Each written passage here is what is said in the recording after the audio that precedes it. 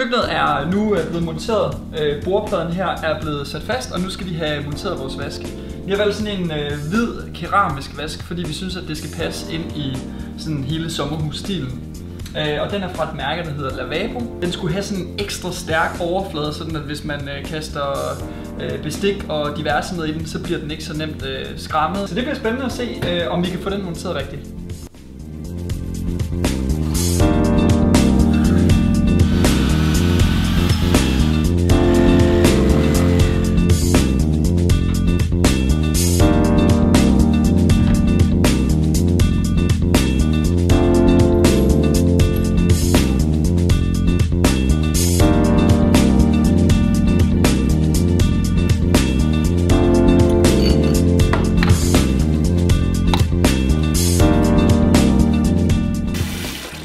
Det fungerer altså super godt med den her dybe vask her fra Lavabo, som gør, at man virkelig kan få vasket alle sine grøntsager hernede i, og der er rigeligt med plads, også når opvasken den skal tages.